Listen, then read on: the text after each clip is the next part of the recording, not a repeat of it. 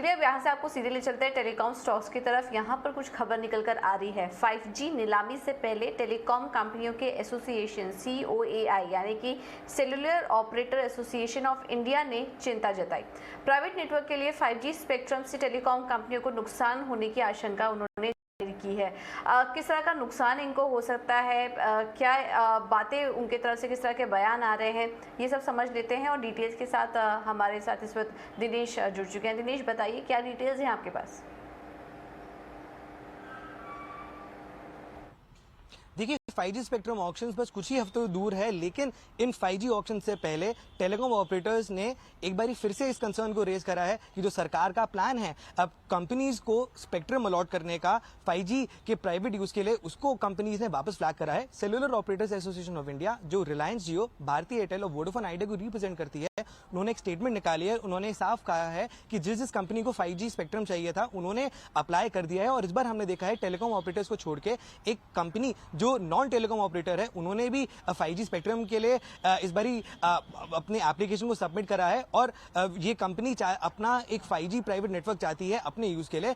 लेकिन COAI का कहना है कि अगर स्पेक्ट्रम को कंपनीज को एक एडमिनिस्ट्रेटिव बेसिस पे स्पेक्ट्रम अलॉट किया जाएगा तो ये टेलीकॉम ऑपरेटर्स के लिए अच्छी चीज नहीं होगी, क्योंकि ये करने के बाद टेलीकॉम ऑपरेटर्स का जो बिजनेस यूज केस है वो बिल्कुल खत्म हो जाएगा। तो COAI ने सरकार के इस कदम को वापस रेड फ्लैग करा है और उन्होंने ये भी कहा है कि अगर ऐसे स्पेक्ट्रम को अलॉट कर दिया जाता है कंपनीज को, तो जो टेलीकॉम ऑपरेटर्स हैं उनको एक लेवल प्लेइंग फील्ड नहीं मिलेगी। और इस स्टेप से जो बिग टेक प्लेयर्स हैं, ग्लोबल बिग टेक प्लेयर्स हैं, उनको इंडिया के 5G नेटवर्क में आने का और अपना खुद नेटवर्क बनाने का एक तरह से एक बैकडोर एंट्री मिल जाएगी, जो पूरी ही टेलीकॉम इंडस्ट्री के लिए पॉजिटिव न्यूज नहीं है। तो कुल मिला के अगर देखा जाए तो 5G ऑक्शन से पहले एक बार फिर से हम टेलीकॉम ऑपरेटर्स के इन कंसर्न्स को देख रहे हैं। और ये कंसर्न्स COAI ने एक बार नहीं बल्कि 5G स्पेक्ट्रम ऑक्शन से पहले भी, अनाउंसमेंट से पहले भी ये सारे ही जो डाउट्स हैं उनको रेज करा है। और एक बार आज फिर से COAI ने इन कंसर्न्स को बाहर वो लेकर आए हैं। बिल्कुल, बहुत बहुत तारिश आपका ये सारी जानकारी देने के लिए। तो ये कुछ कंसर्न जाहिर हो रहे हैं टेलीकॉम कंपनियों की तरफ से, और इसमें जियो है, भारती एयरटेल, वोडाफोन इंडिया, ये तमाम कंपनी इसमें शामिल है COAI में, जिन्होंने इस तरह के कंसर्न जारी किए हैं। टेलीकॉम स्टॉक्स में हम देख रहे हैं पिछले काफ़ी समय से ये तमाम शेयर फोकस में भी है। कल भारती एयरटेल में भी हमने काफ़ी ज़्यादा वीकनेस देखी थी।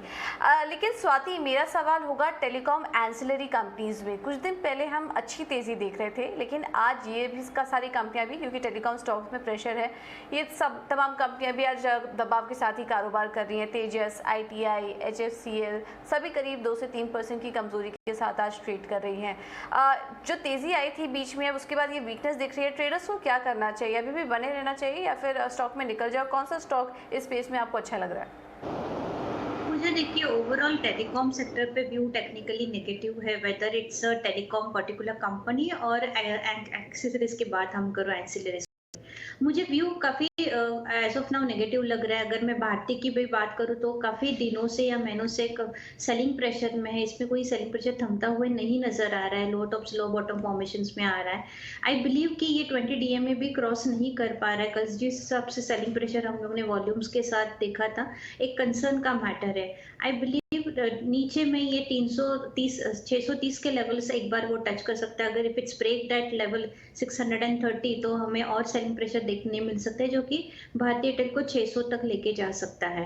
तो I will not suggest to any developer long position at the current market price. कोई फ्रेश पोजीशन नहीं बनानी चाहिए। अगर तेजस नेट वगैरह इनकी भी बात करूँ तो ये डेफिनेटली काउंटर काफी अच्छे चले थे, अभी भी वेल प्लेस्ड है इंपॉर्टेंट मूविंग एवरेजेस पे। तो बट ये जो भी न्यूज़ थी मार्केट में चले थे वो फैक्टर इन हो चुकी है। तो आई डोंट बिलीव कि अभी CMP पे हम लोग कोई फ्रेश इनिशिएट करना चाहिए पोजीशन, पर जिनके पास डेफिनेटली हो वो होल्ड कर सकते हैं। क्योंकि अगर तेजस की बात तो 440 का एक 200 DMA के आसपास सपोर्ट आ रहा है, तो वो एक स्टॉप लॉस रखे you can hold your long positions for immediate target of 480 to 500 levels, but I will not suggest to take any long positions at CMP. Market price पर कोई पोजीशंस की राय नहीं मिल रही है, लेकिन अगर एग्जिस्टिंग पोजीशंस है उसे इंटैक्ट रखने की राय। टेलीकॉम स्पेस लगातार फोकस में है।